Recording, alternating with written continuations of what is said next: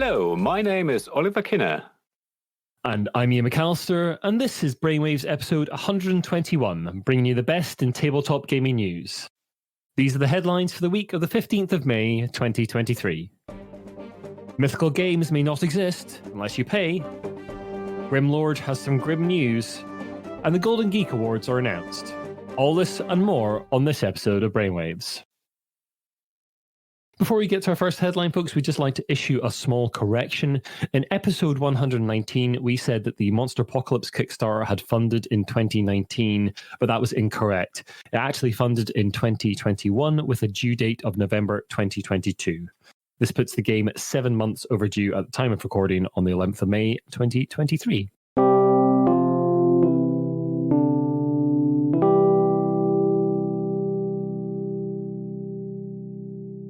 And on that very same episode, 119, we detailed the woes continuing to befall publisher Mythic Games. Mythic are the publishers behind the Darkest Dungeon and Monster Apocalypse board game Kickstarters, amongst other titles. Although on episode 119 we talked about how the Monster Apocalypse Kickstarter was delayed since funding in 2021, this time we are focusing on the Siege 6 Kickstarter, a project that Mythic crowdfunded in June 2021 to the tune of $1,541,463. The target was $100,000. In an update to the project on April 30th, Mythic posted that they were asking for further contributions to the project in order to be able to move into production. The amount varied per pledge, but the top-end contribution asked for was $129. That wasn't the end of it, though. It wasn't entirely obvious in the update, but Mythic were also asking for shipping again. We've seen receipts from some customers where the shipping added up to $78 onto the pledge, taking this extra contribution to over $200. The reaction amongst backers has been predictably hostile. The game has been review bombed on BoardGameGeek, and many are point blank refusing to give Mythic more money, believing they are throwing good money after bad. BoardGameWire posted on 9th of May that Mythic had now reached the amount they were required to proceed with production. However, only those who contribute will get their game. We had reached out to Mythic about the Monster Apocalypse Kickstarter and had received nothing back. BoardGameWire were nice enough to provide us with some email addresses that proved a bit more fruitful, and thanks to the team over at BoardGameWire for that. We heard back from Leonidas Vesperini, one of the joint owners of Mythic. They declined our request for an interview, instead pointing us towards an FAQ that they had put out to their backers, and we'll link to that in the show notes. Alongside the FAQ, they said this in their email to us. The clarification we can make is that since we posted this FAQ, we've reached and even exceeded the funding threshold that will allow us to deliver the game to those who have paid the extra contribution. As people have until 24th of May to pay, and knowing that the game is for sure going to be produced and delivered, it's possible that this will bring in even more contributions by the deadline. For the rest, I hope you'll understand that we are focused on delivering 6 Siege. We don't want any more interviews. I'm receiving tons every day. Our best response to the situation will be to show that we deliver the games when exceptional contributions are requested. We did it with Darkest Dungeon, and we will do it again with 6 Siege. When Mythic ran into problems with the Darkest Dungeon Kickstarter, they managed to get Red Hook, the company behind the computer game Darkest Dungeon, to help them out with some of the extra money they needed. We asked if similar efforts have been made to get Ubisoft to help out with this project. Leonidas said, Regarding Ubisoft, we explained the exact and precise situation to them, which they understood. We did not ask them to participate in this effort, just as we did not ask Red Hook for Darkest Dungeon. Red Hook volunteered, and at this point we do not yet know what position Ubisoft will take. This is a very particular and delicate situation for us, and Ubisoft, like Red Hook, is not responsible for it. So yeah, more bad news for Mythic, but more bad news for the backers of Mythic's games, and Mythic continuing to say that they are fine, that they are not in threat of bankruptcy or anything like that. Those answers are put into their FAQ that we're going to link to. But to me, they look like a company very much in trouble. They've asked for contributions again for Darkest Dungeon, obviously earlier in the cycle of Kickstarters, and now asking for money here. And there are problems with the Monster Apocalypse Kickstarter not yet having gone to production. They've got a lot of projects that are behind, and whether they have the money to continue with this, whether that the money that they're asking for from backers now will be enough to see the thing produced and shipped? I honestly don't know. If I was a backer, I don't know how I'd feel. It depends how deep I was in, I guess. I think that's the bigger problem here. They're obviously trying to put a brave face on whatever's happening behind the scenes. And of course, as a company, you're not going to say we're having problems. You're going to try and put a positive spin on it. But as someone who's either already backed or is potentially looking at buying games or backing future projects, you're obviously going to be concerned that you put some money towards the campaign and then later you're asked for more money. And yeah, so it's that sort of confidence in the company that's clearly taking a hit, irrespective of what's actually going on financially with the company. I mean, I doubt that they're not having problems. Otherwise, they wouldn't ask for more money. So yeah, I don't know. It's just not looking good. Yeah, they have previously said that they've downsized because of some of the economic problems and some of the economic downturns in the board game hobby. And yeah, if they're a smaller team now, they're just going to be able to handle less. And yeah, that doesn't make them very flexible. Yeah, problems all around. So yeah, we'll keep you up to date, folks, as we hear more. But I don't think we'll be hearing much more out of them for a little while as they try and get some things back on track. We hope they do. We hope backers see their games. But yeah, it's not a very good outlook for that situation. No. But unfortunately, we're not done with Kickstarter companies having troubles, Oliver. No, unfortunately not. We have more news from Grimlord Games, who made a name with big crowdfunded projects like Village Attacks and Everrain. In a recent update to the Village Attacks Grim Dynasty campaign on GameFound, the company posted this. Dear backers, it is with heavy hearts that we come to you today with the deeply sad news that we've come to the end of the line. After 8 years of making games, Grimlord Games is entering into insolvency and immediately ceasing all activities. Before we explain, we wanted to start with an apology. We're sorry that we couldn't find a way to make this work, and despite our very best efforts, we couldn't find a way to see our final project to its end. Despite trying to build Grimlord Games into a long-term viable business, immense external factors have led us to this unfortunate and sad ending. They go on to explain that they have been exploring multiple avenues to rescue the company, including selling Grimlord to an interested company.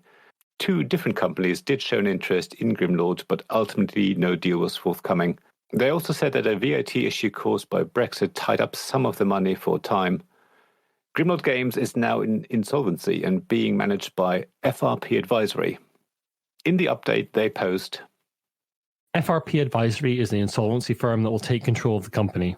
Their mandate is to sell business assets and distribute the proceeds of these sales to the creditors, i.e. anyone who is out of pocket due to the situation.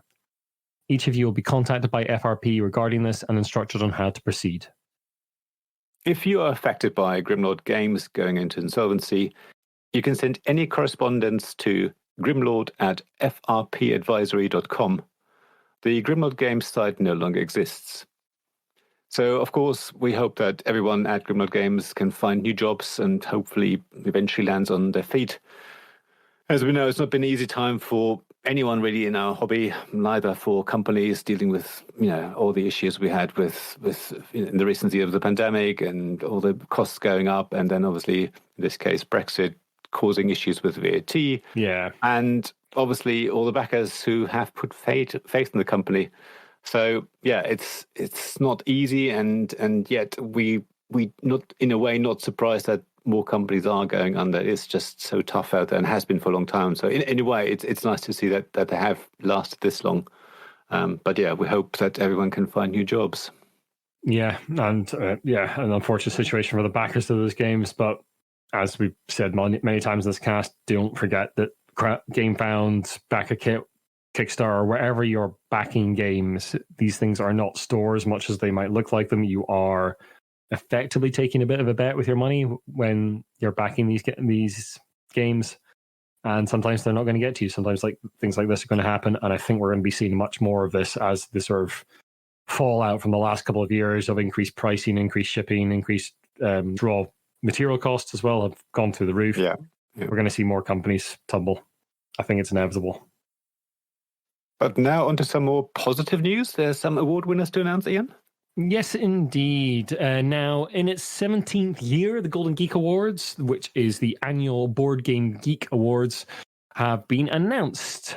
Every year, Board Game Geek asks its community to nominate the top 10 games that were released the previous year for a number of categories. These are then put up for a vote to whittle them down to the top 3. Now, there's quite a list here. We're not going to go quite through all the winners and runners-up for each one, but we'll just touch on the winners for each category. In two-player game, the winner was Splendor Duel from Space Cowboys. Artwork presentation, the winner was Flamecraft from Cardboard Alchemy, a game I quite like myself. Cooperative game was Return to Dark Tower from Restoration Games. Best expansion was Dune Imperium, Rise of Ix from Direwolf. Innovative was Cat in the Box Deluxe Edition from Hobby Japan. Light Game of the Year was also Cat in the Box. Medium Game of the Year was Heat Pedal to the Metal from Days of Wonder. Heavy Game of the Year was Carnegie from Quind Games. Party Game was Ready Set Bet from AEG. Print and Play was Aquamarine from Postmark Games. Solo Game was Turing Machine from The Scorpion Mask. Thematic Game was also Heat Pedal to the Metal from Days of Wonder. War Game was Undaunted Stalingrad from Osprey Games. Best Podcast was This Game is Broken. And the best board game app was Everdell from Direwolf. Big congratulations to all the winners there. I think you wanted to point out a couple of the runners up as well, Oliver. Yeah, first of all, congratulations to The Game is Broken, even though we are really miffed that we didn't win the best podcast, of course. Yeah, disgraceful. Shots at this obvious omission. We weren't even nominated. I mean, just come on. Nomination would have been nice. But anyway, that's next year, so don't forget to vote. But yeah, I mean, one of the runners-up that I do want to mention is Votes for Women from Fourth Circle Games, which is great to see that they did become runners-up, but I would have liked them to see actually winning the award. That's one of those worthwhile games. I think we need to see more of these types of games. And also, I'm really pleased that Aquamarine from Postmark Games won the Print and Play award. They really worked very hard, and both Rory Muldoon and Matthew Dunstan doing great work with Postmark Games, and there's more coming up, so keep them out. So yeah, Aquamarine, congratulations to them and everyone else. Yeah, I'm working my way through the maps for their first game Voyages to do a review at some point. I'll be working through Aquamarine at some point as well. And they've just announced their new game as well that'll be coming out in the not too distant future as well, Kickstarter later in the year. I can't remember what it was called. Oh yeah, Waypoints. So yeah, they're busy people doing some really interesting stuff with trying to make games very low budget, but interesting titles that don't have a massive environmental impact because they're all print and play. So yeah, really interesting company doing interesting things. And I second Oliver's comments there on Votes for Women. Fourth Circle Games were nice enough to reach out to me after I reviewed Suffrage recently and sent me a copy of Votes for Women. So that will be getting to my review table hopefully in the next month or two. Yeah, good stuff. Now on to the updates.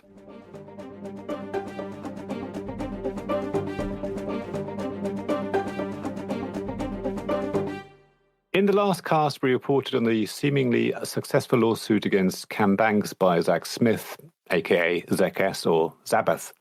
Zach also had an ongoing court case against Gen Con. This case came about as Zach S. was suing Gen Con for lost earnings. He had claimed $2.85 million in lost earnings by being banned from Gen Con. This case has now been dismissed by the King County Court with prejudice, which, as we understand, means Zach would have to take the case to a higher court to continue with proceedings. In the judgment, the court lays out in detail why they are dismissing the case. They point out that Zach has failed to identify 111 of the 115 people as having information relative to the case. He has also not provided details of how he reached the $2.85 million he is claiming in damages. Most crucially, they point out that Zach has been unable to provide evidence on how Gen Con's actions have caused him damage. The plaintiff is Zach S. The defendant is Gen Con LLC. Plaintiff has been asked to identify those who allegedly banned him or cancelled contracts with him because of defendant's statements. The issue of causation is absolutely essential in this case. This court previously dismissed plaintiff's complaint for failure to set forth any explanation of how defendant's statements caused his injury. This ruling was overturned on appeal because the Court of Appeals, Division 1, ruled that in a complaint, a plaintiff need only set forth allegations of causation of facts from which an inference, and in quotes, fairly may be drawn that evidence on these material points will be introduced at trial. And hence that it was sufficient for plaintiff to allege that defendants exercised a strong influence in the gaming world and that their statements caused his enumerated damages. But now the plaintiff is required to respond to critical discovery of what evidence there is on the material point of causation. And now he says that he, and in quotes again, does not and cannot know whether defendants had anything to do with most of the harm that he claims, and refuses to say what he does know did cause some of the harm he alleges. This is wholly inadequate. The court goes on to warn Zach that failure to comply with its discovery orders and pay compensatory sanctions could lead to much more serious sanctions. They then go on to explain that Gen Con can't defend themselves if they don't know what the allegations are, and to reference another case where similar lack of cooperation on part of one of the parties occurred, and that case was also dismissed with prejudice. Moving on to the news.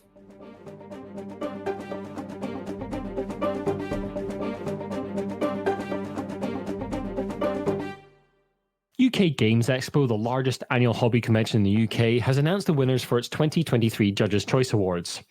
The awards were set up to recognise and celebrate quality and excellence in new games and products in the tabletop games marketplace. It's not clear how the winners were chosen, but as far as we can tell, all of the games are new in some way. That is, they were not available for purchase before the expo, have not been released yet, or are a crowdfunding campaign that runs during the expo, or are a prototype of a game that was previously not available to buy or play. This does mean that it will have been impossible, or at least very hard, for the judges to play these games to form an opinion. There's quite a long list of winners here. A couple of titles that stand out to me are Best Board Game American Style's Oathsworn Into the Deepwood from Shadowborn Games, which I think is just on the cusp of going out to backers at the moment from a previous Kickstarter campaign. Best Children's Game is Dodo from Cosmos, which I think is actually available. Solar Sphere from Dranda Games has been one I've been keeping an eye on. Moonstone is quite an interesting range of little miniature games and quite interesting miniatures. They have won Best Miniatures Range and Best Miniatures Rules.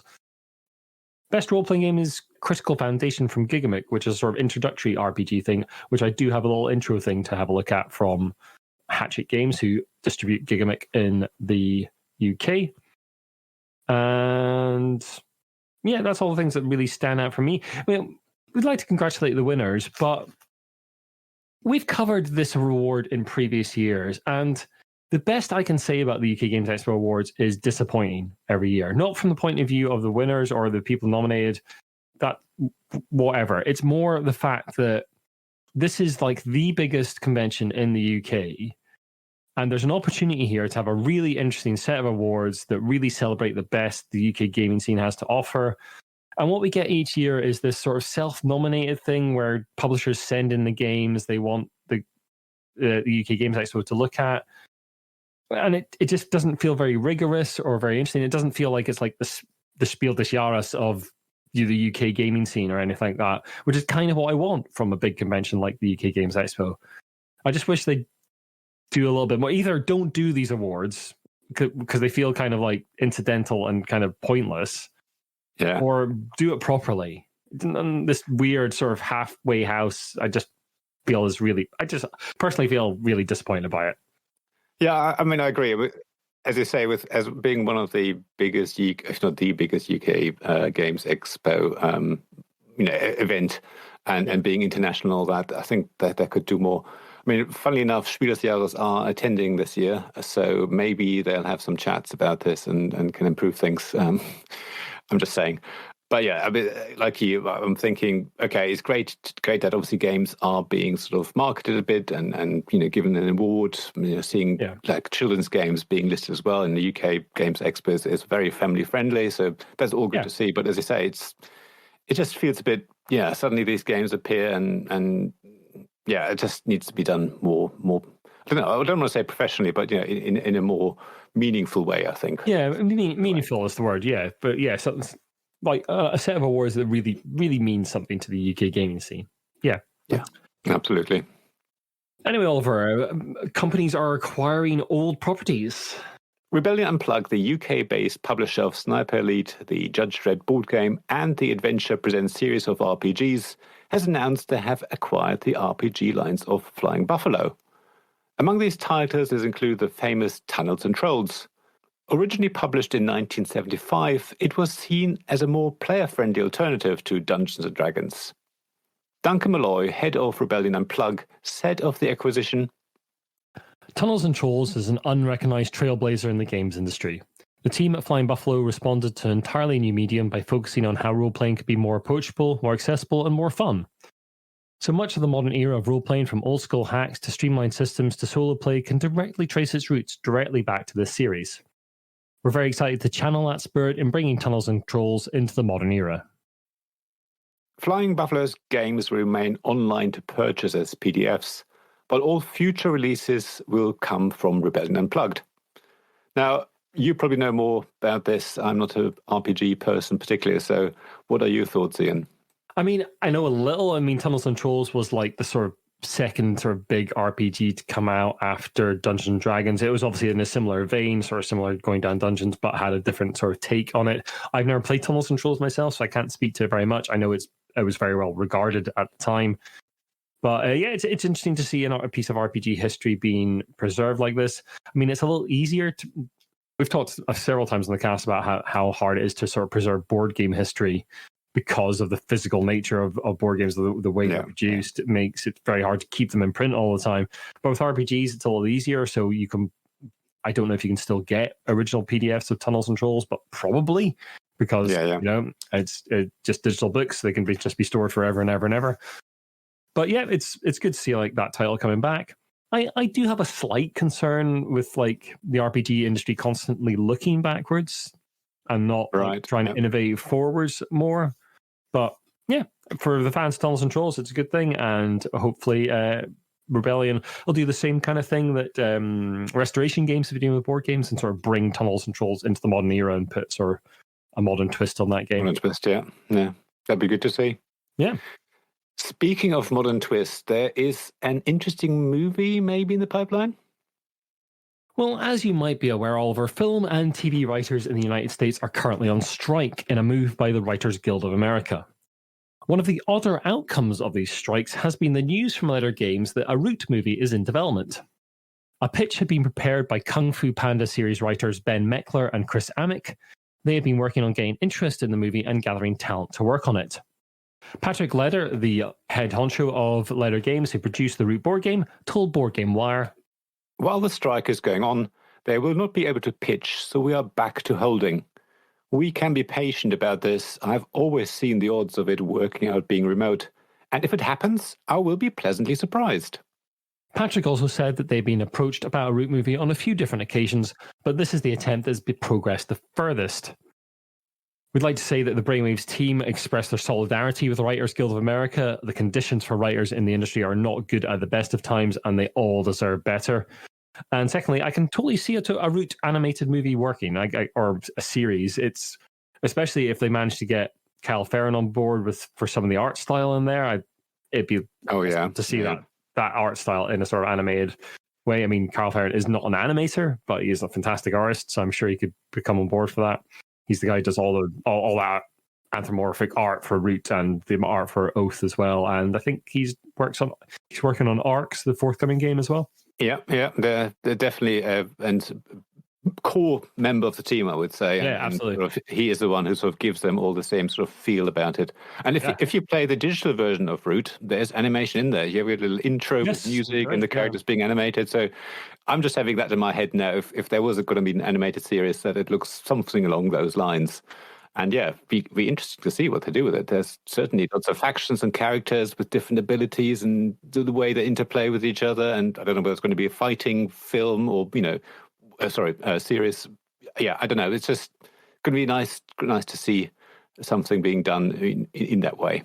I mean, Root's got a lot of allegories for like capitalism and sort of like old structures and the eerie and things like that. So there's lots of interesting sort of like satire kind of comedy you could put in that. So true. An interesting proposition for sure. But as with all these things, this is basically at the sort of like thinking about it, optioning stage. Nothing may ever come of it, but I can see it. I can see it as a possibility. Sounds interesting for sure. And sticking with animated properties for a second, we're back to Pokemon cards for a moment. Yes, on the last cast, we reported on the new Pokemon hype sweeping Japan as a new expansion launched. This had caused cards to be sold out in loads of places, and the Pokemon company having to release a statement promising to print more. This has led to the self-proclaimed biggest dedicated Pokemon TCG shop in the world to restrict who can buy Pokemon cards. Hararuya 2 announced on the 30th of April that only those attending high school or younger would be able to buy the cards, with age checks being carried out to check the buyers are young enough. In addition, you can only buy 10 packs a day. So, yes, definitely no room for adults in the Pokemon world. And I don't know, is that a good thing or a bad thing? Who knows? I'm sure instead of sending an adult in to buy alcohol, now you have to send a child in to buy Pokemon. Yeah, the age IDs have gone the other way. Interesting development. Very strange.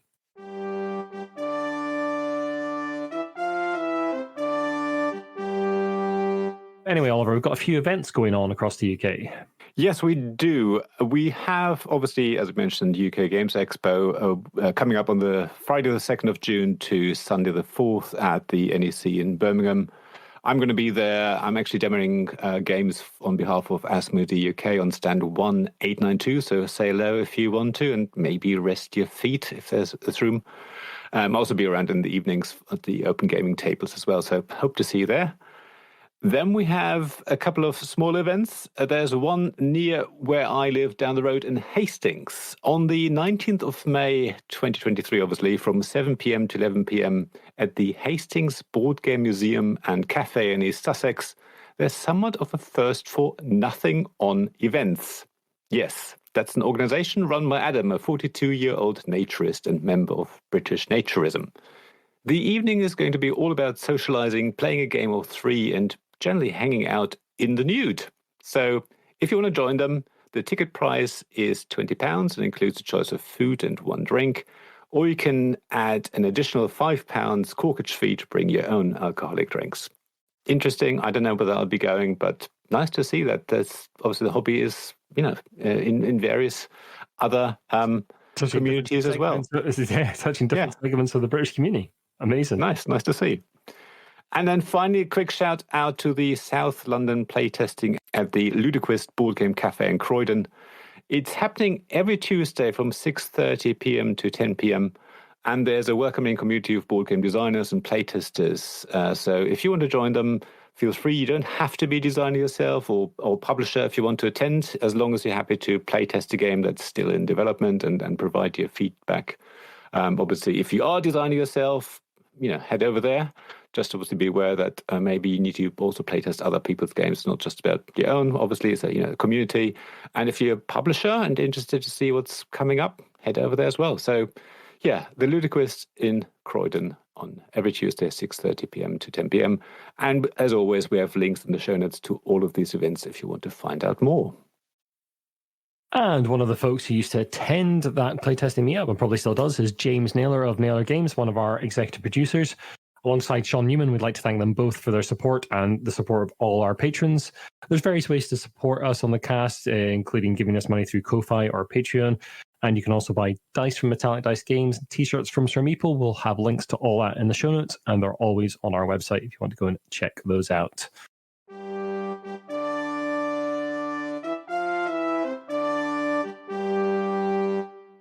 But finally, Oliver, we've got a little bit more Pokemon, but this time antiques.